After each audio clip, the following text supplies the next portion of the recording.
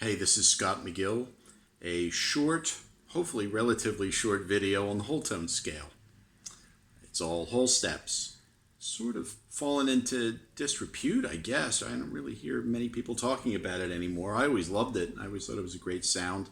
So I'm just going to share a couple things that I hope might interest you and might get you to create some more stuff in terms of whole tone scale on your own, practice ideas, etc. So it's all whole steps. I mean, normally I think people do them 3 on a string and they go, yeah, sort of a thing, and that's fine.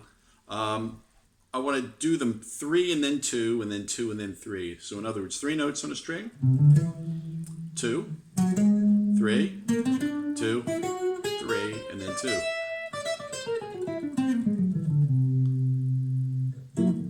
Okay, so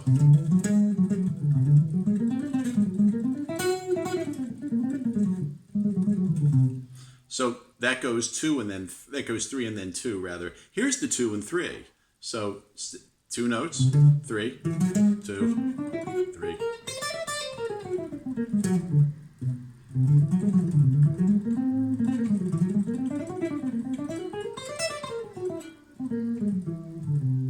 Okay, so that way you just have the reverse of the first pattern. Now what we'll do is, wherever we have just 2 notes, so I'll go back to the first one.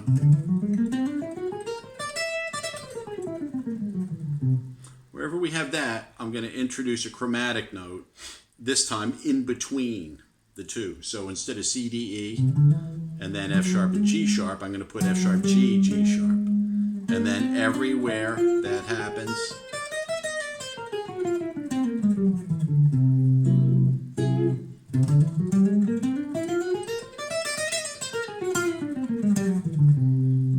still sounds like the whole tone scale, but not quite as obvious. Let's reverse that. So then we do 2, then 3. So C and D is here. So put a D flat in, or C sharp.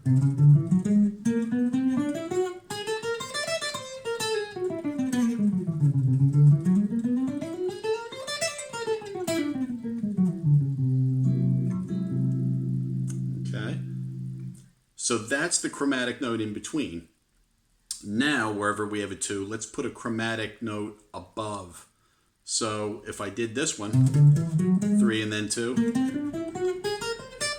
So I put a chromatic note. Instead of in between, I put it above. So in this case, A. And then G. And then F.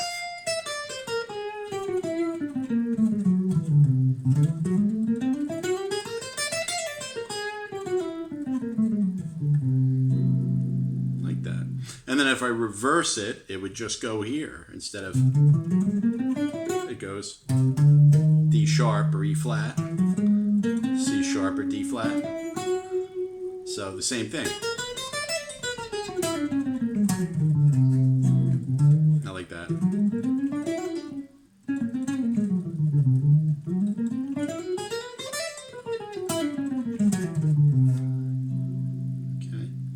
And obviously, we can now put one on the other side. So if we're doing 3 and then 2, for the first pattern, then what we can do is, instead of this, we put an F. We're going to put it below. So instead of A up here or G, instead of putting it in between or above, we're now going to put it below. So it's this. I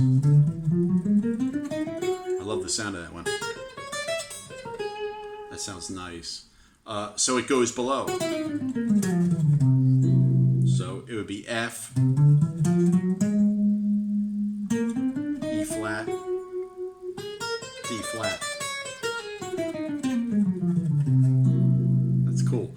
And now if you do it the other way around, instead of 2 and then 3 here, it's the B. So here.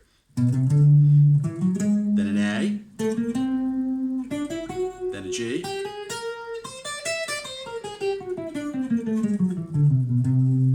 Yeah, it's nice. Sounds really cool. So now you have 3 different ways of embellishing the whole tone scale, and it still sounds whole tone, but it's not quite as obvious. It's not quite as just quoting. The scale has a really definable sound, and it's cool. It sounds great, but this might give you a few more options. And like I said, you can mix and match them. So we said you could put one in the middle, you could put one above, and then you could put one below. So here's one in the middle, above, below.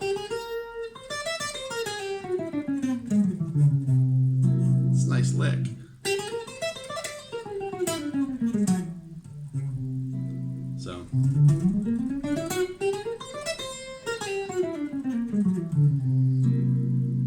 So again, that was C sharp D, C sharp and D. That was the one in the middle. Now we're going to do the one above and the one below.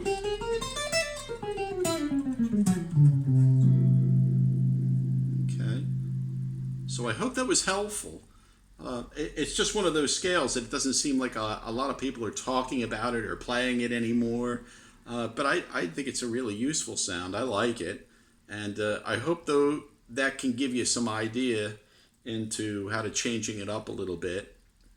Still giving its definable sound, but at the same time making it a really cool guitar exercise as well. Because if you look at it, you get all the different finger schemes. You know, you get 3 in a row like it. You know, you get all that, and then you get the one above.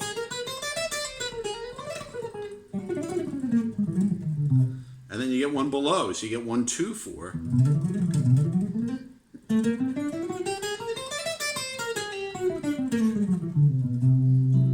Sounds great.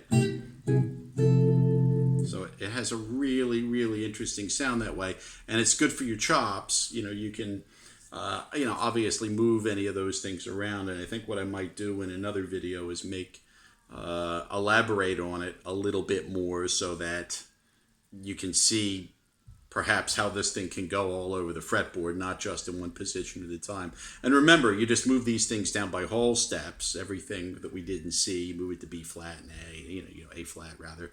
And then you have the other ones, D flat and B. You've only got 2 of them. So it makes it easy to practice them in terms of all the possibilities. And I look forward to seeing you in a future video. And I think we ought to just keep going with this whole tone thing. It seems pretty interesting. And I hope it was of benefit and interest to you. Talk to you soon.